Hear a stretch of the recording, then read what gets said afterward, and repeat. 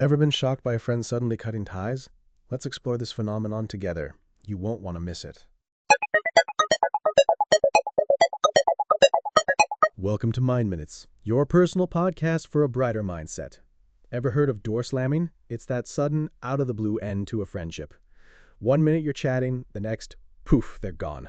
Blocked, deleted, vanished. Like a door slammed in your face. It can leave you reeling, wondering what just happened. Yeah, absolutely. It's incredibly jarring for the person on the receiving end. They're left with no explanation, no closure. The article mentions this feeling of being blindsided, like you weren't even a participant in the friendship's demise. Right? And while it seems abrupt, the article points out it's often a long time coming. The door slammer has likely been harboring resentment, quietly tallying up offenses, until they finally reach their breaking point.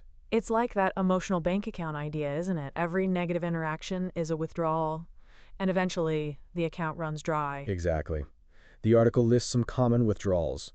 Constantly be the one to offer support, having your own problems brushed aside, feeling like an emotional dumping ground. It's all about an imbalance in the give and take of the friendship. Hmm.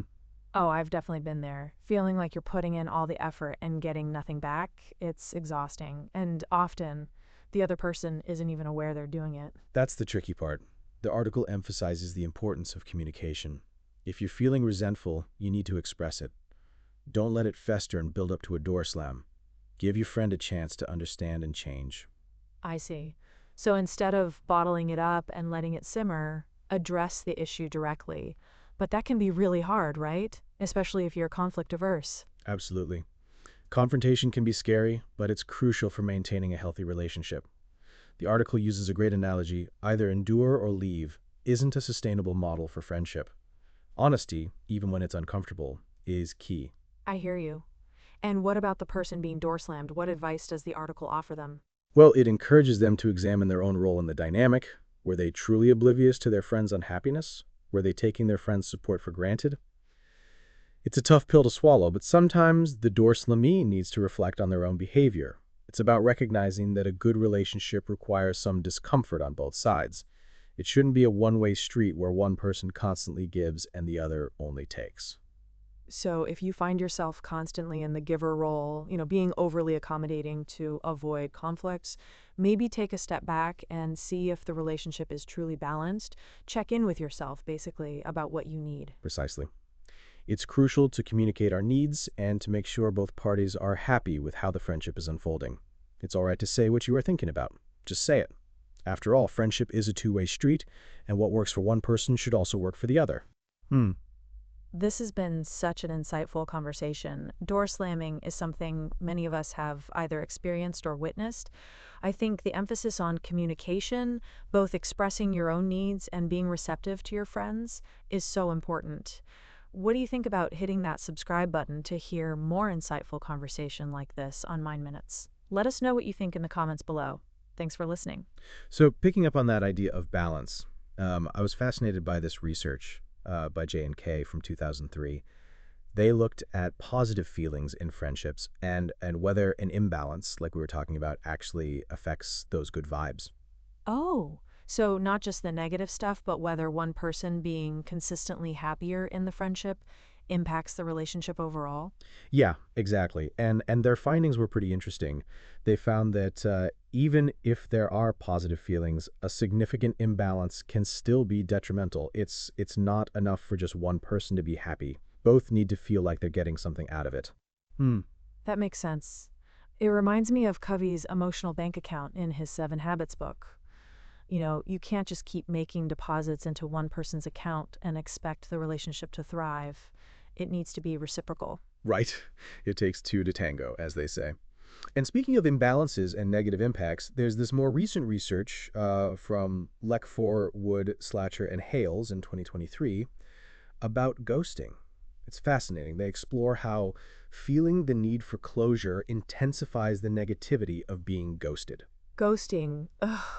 The ultimate door slam, right? Just complete and utter disappearance. I can't imagine how painful that must be, especially with no way to understand why. Exactly. And this study digs into how the ghostie's need for closure plays a huge role in their reaction. If someone craves explanations and tidy endings, being ghosted leaves them particularly distressed. It's like, well, imagine a door not just slammed, but bricked up with no explanation. So it's not just the act of ghosting itself, but the individual's personality that influences how badly they're affected. Hmm, interesting. Yeah, it's this complex interplay of actions and individual needs. Think about it. Some people might be able to shrug off a ghosting experience more easily.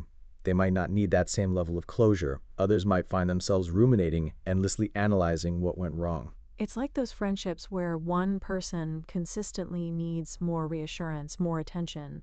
If they're ghosted, the lack of closure would probably be devastating. Precisely. And it ties back into what we were discussing earlier.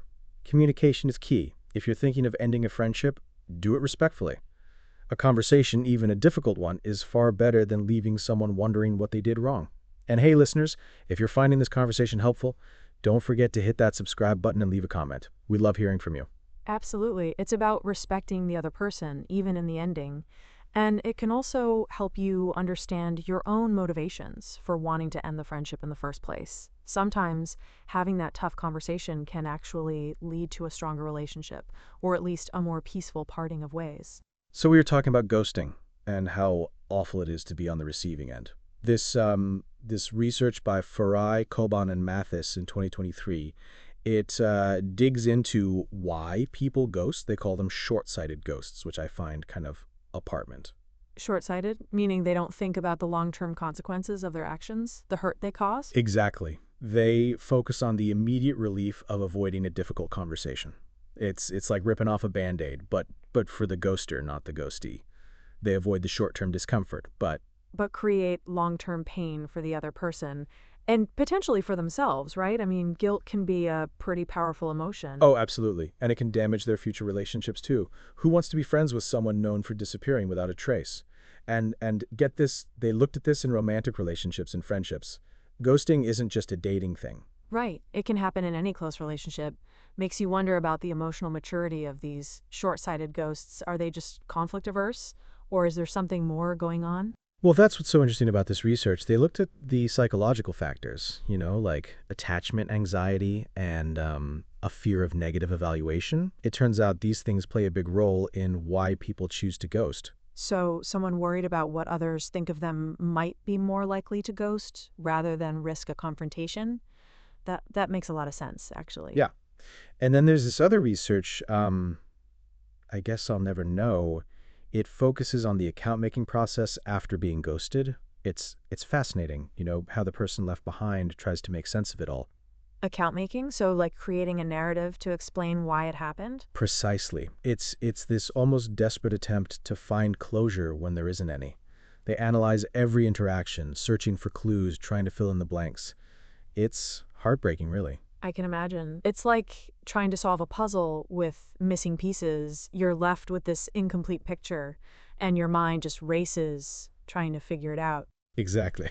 And this study specifically focuses on the non-initiators, the ones who were ghosted. They looked at how these individuals try to make sense of the loss, often without any real answers. They looked at the role of uncertainty, the ambiguity of the situation. That ambiguity must be incredibly difficult to deal with. The not knowing, it can drive you crazy. Is it something I did? Are they okay?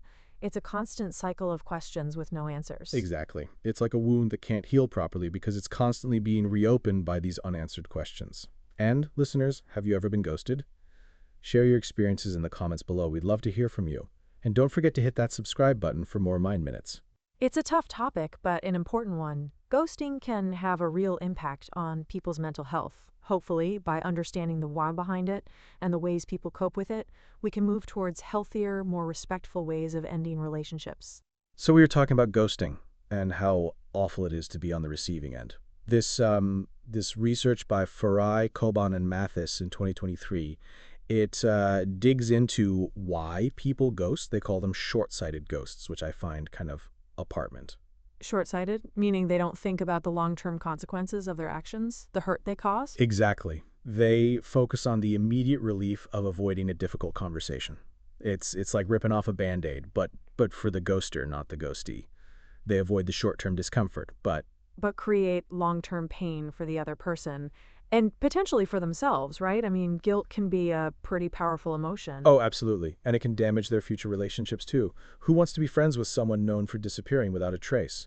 And get this, they looked at this in romantic relationships and friendships. Ghosting isn't just a dating thing. Right. It can happen in any close relationship. Makes you wonder about the emotional maturity of these short sighted ghosts. Are they just conflict averse? Or is there something more going on? Well, that's what's so interesting about this research. They looked at the psychological factors, like attachment anxiety and a fear of negative evaluation. It turns out these things play a big role in why people choose to ghost. So, someone worried about what others think of them might be more likely to ghost rather than risk a confrontation. That makes a lot of sense, actually. Yeah. And, this whole idea of door slamming and ghosting, it really highlights how important communication is in any relationship. This article we were discussing earlier, it emphasizes that friendships shouldn't be a one-way street. Both people need to feel valued and respected. And if you enjoy the podcast this far, go ahead and subscribe. Absolutely. It's about respecting the other person, even in the ending. And speaking of endings, I think it's time to wrap up this episode of My Minutes. If you've ever experienced door slamming or ghosting, share your thoughts in the comments below. We'd love to hear your perspective.